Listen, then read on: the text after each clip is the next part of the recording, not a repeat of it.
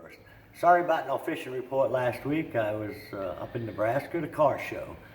But the lake level is right at 9.7, just a little over 917. Probably by tomorrow morning it'll be back down to normal summer pool.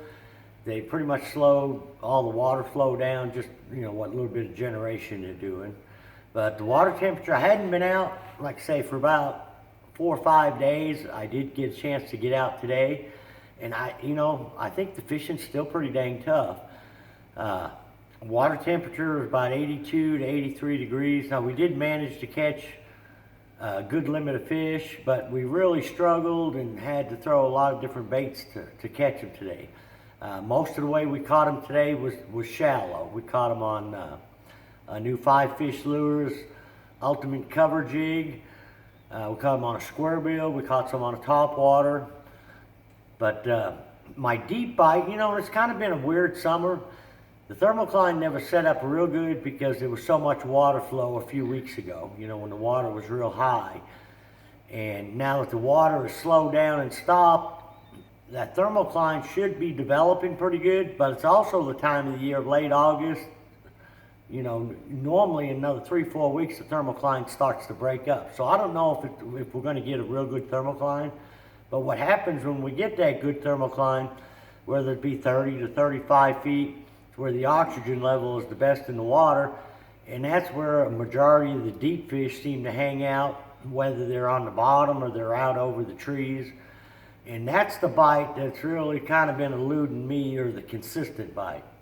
Now, there's been a topwater bite in the morning and throughout the day. There's still a lot of fish kind of just out running shad out there in the middle of the lake. And the hard thing about the topwater deal, it's not a day-to-day deal, but you got to have some kind of topwater bait handy in case they come up busted.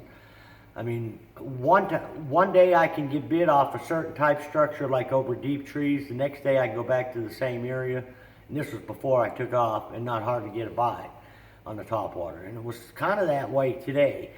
But we were able to catch some topwater fish, but only when we seen them come up. And the baits that seem to be working, I think once they come up on top, I think just about anything will work. I've been throwing a spoon in them and around them, but probably the best fish we caught today was on a Strike King Sexy Dog, which is real similar to like a super spook. And I was throwing a bone color, and it came off a laydown in about 3-4 feet of water. My shallow bite has been more consistent than the deep bite.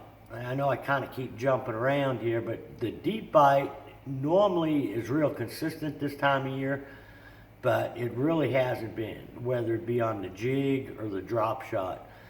Now, I've got to fish several areas with the drop shot in order to get a couple bites. And, a lot of them have been smaller Kentuckys. My better largemouth, for the most part, have been coming, 15 foot or less. Now, you can go in the backs of some of these creeks and pockets, and the key seems to be finding the bait fish, where the bait's kind of schooled up. And if you can find any kind of cover around where the bait is, whether it be a brush pile down there 8 to 10 foot deep, or if it's a visible brush pile or stump or lay down, seems like, I'm throwing either a jig, a 3/8 ounce jig, a Texas rig worm. But the best thing for me has been the little square bill, especially if the bait's active and moving around. Depending on how deep I'm fishing, about a little 1.5. If I'm fishing, like say 1 to 4 feet, if I'm out in that 3 to 8 foot range, I'll pick up a 2.5. And a balsa bee 2 will work as well. And you get a little deeper, pick up like a balsa bee 3, a little bit bigger bait, and it'll dive a little bit deeper. But I'm just running this stuff through the cover, banging it off of it, or I'll throw the top water over the top of it. If not, I'll throw the jig or the worm in it. I got to cover quite a little bit of water doing that, but almost all the fish that we caught today doing that were largemouths. Now, the jig bite, the bottom bite, you'll see I got the paint all wore off this. This is that new ultimate cover jig, and I've got a Strike King Rage Craw on there for a trailer. I've been using pretty big trailers, whether it be a Zoom speed craw, the super speed craw, which is a bigger one, pocket chunk.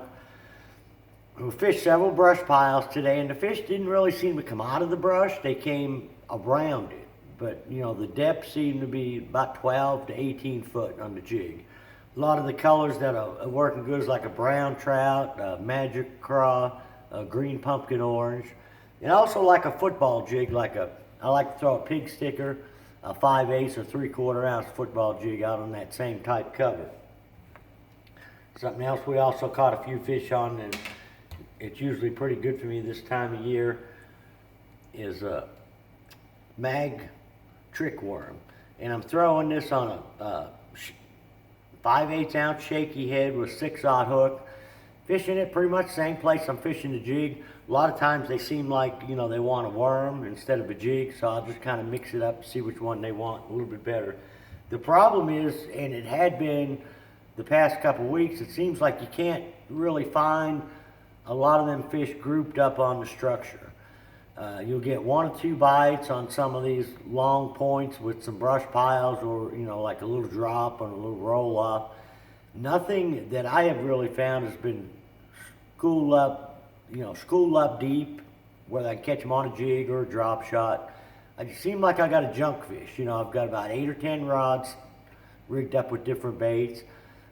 We are catching some fish on a 3/4 ounce and a 7/8 ounce white slab spoon, like a War Eagle spoon, or Jewel makes a scuba spoon, and I throw one a lot. It's called a Hazy Daisy, but they're in some of them deeper boat docks.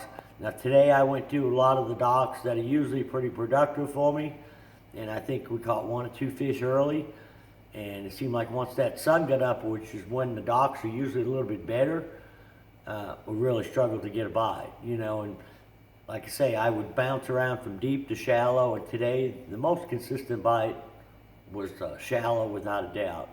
The good thing about the shallow part is everybody's way out there on the points, and you go in the backs of these creeks or way up in the other rivers, and you pretty much got it to yourself.